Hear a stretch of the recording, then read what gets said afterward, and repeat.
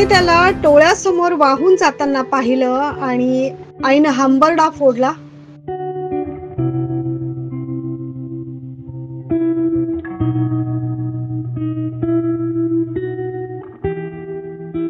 मात्र तो वाहत गेला तरी तो आपल्याला जिवंत सापडेल अशी आशा त्या वेड्या आईला होती.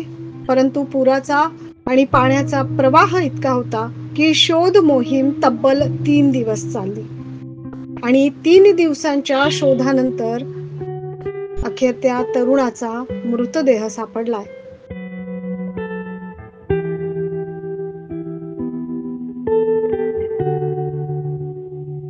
गोदावरीच्या पुरात वाहून गेलेला त्या युवकाचा मृतदेह 3 दिवसांनी मिळून आलाय.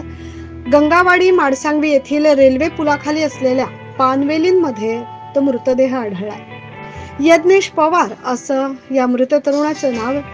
यज्ञेश रविवारी सकाळी गोदा घाटावर कालसर्प योगाची पूजा विधी करण्यासाठी कुटुंबियांसह आला होता.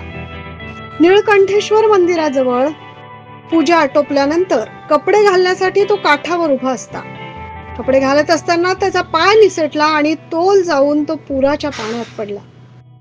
डोळ्यादेखत आपला मुलगा वाहून जातोय हे दृश्य त्याच्या आईनं पाहिलं आणि आईनं हंबरडा फोडला.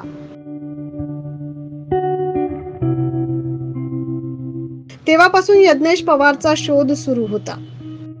मंगळवारी गंगावाडी माडसांगवी येथील रेल्वे पुलाखाली असलेल्या पानवेलींमध्ये काहीतरी अडकलं असल्याचं मासेमाऱ्यांनी शोध पथकाला सांगितलं. मंगळवारी सायंकाळी 5:30 वाजेच्या सुमारास पानवेलींमध्ये अडकलेला यज्ञेशचा मृतदेह बाहेर काढण्यात आला. त्यानंतर शवविच्छेदनासाठी जिल्हा रुग्णालयात पाठवण्यात आलाय.